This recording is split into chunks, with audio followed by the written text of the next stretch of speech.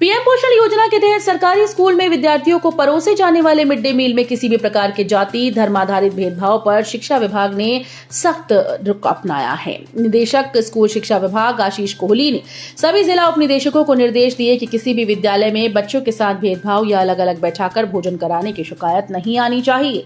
सभी विद्यार्थियों को रोल नंबर के आधार पर एक साथ बैठाकर भोजन कराया जाए और किसी भी आधार पर अलगाव न किया जाए। आदेशों में चेतावनी दी गई कि यदि कोई सरकारी कर्मचारी या अन्य व्यक्ति इस प्रकार के भेदभाव में संलिप्त पाया गया तो उसके विरुद्ध कानून के अनुसार कड़ी अनुशासनात्मक कार्रवाई की जाएगी। निहंगों के आगे झुका उत्तराखंड प्रशासन, 4 साथियों की रिहाई के लिए मांगा 2 दिन का समय, तब तक पावटा साहिब में रुकेंगे। पंजाब से श्री हेमकुंड साहिब यात्रा पर जा रहे पंजाब के निहंग श्रद्धालुओं की 10 दिन पहले उत्तराखंड के कर्णप्रयाग में स्थानीय लोगों के साथ पार्किंग विवाद रुद्र रूप ले चुका है। गुरुवार रात को हिमाचल उत्तराखंड कुल्हाल बॉर्डर 3 घंटे के सील के बाद देर रात को निहंग बैरिकेड तोड़कर देहरादून जा पहुंचे। देहरादून में मध्य रात्रि को उत्तराखंड प्रशासन ने निहंगों के साथ मुद्दे को सुलझाने के लिए बातचीत की। उत्तराखंड सरकार के अधिकारियों ने मामले को सुलझाने के लिए और गिरफ्तार किए गए 4 निहंग सिंह को रिहा करने के लिए 2 दिन का समय मांगा, जिसके चलते निहंग देहरादून से शुक्रवार दोपहर बाद गुरु गोविंद सिंह गुरुद्वारा पावटा साहिब पहुंचे, जहां पर पंजाब के निहंग श्रद्धालुओं का जत्था अगले 2 दिनों तक पावटा साहिब गुरुद्वारे में ही रुकेगा।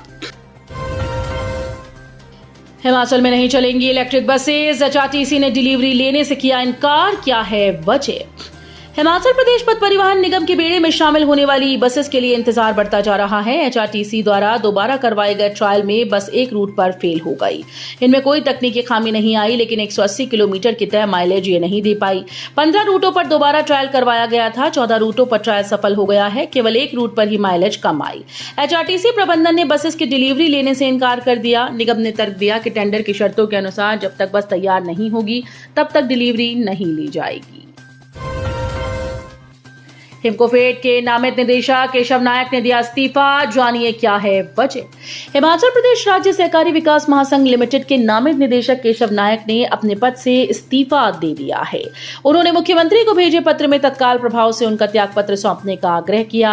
इस्तीफे की वजह पूछे जाने पर केशव ने केवल इतना कहा कि उन्होंने आंतरिक द्वंद्व के चलते ये फैसला लिया है, इससे ज्यादा मैं कुछ नहीं कहूंगा। त्यागपत्र की प्रतिलिपि उप मुख्यमंत्री और सहकारिता विभाग के प्रभारी मंत्री, सहकारिता विभाग के सचिव, सहकारी समिति के पंजीयक और एचपी स्टेट कोऑपरेटिव बैंक के प्रबंध निदेशक को भेजी गई है। अब 20 साल के लिए मिलेगी इको टूरिज्म साइट, निवेशकों को आकर्षित करने के लिए सरकार ने लिया फैसला। प्रदेश में इको टूरिज्म साइट्स के संचालन की अवधि को बढ़ाकर 20 वर्ष तक करने का रास्ता राज्य सरकार ने साफ कर दिया।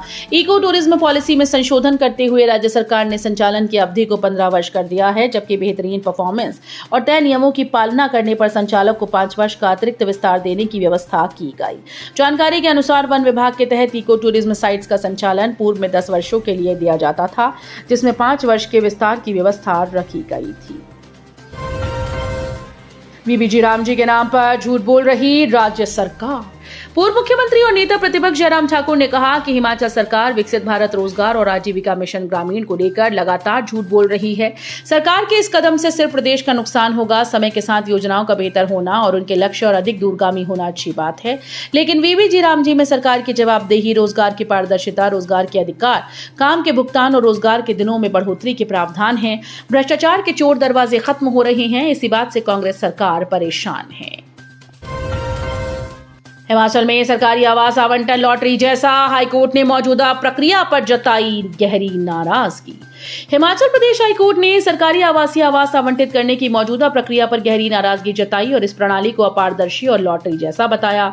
कोर्ट ने पहले राज्य सरकार से सवाल किया था कि हिमाचल प्रदेश लोक सेवा आयोग के कर्मचारियों को आवास आवंटन के लिए बार बार सामान्य प्रशासन विभाग के पास जाने के लिए क्यों मजबूर होना पड़ता है।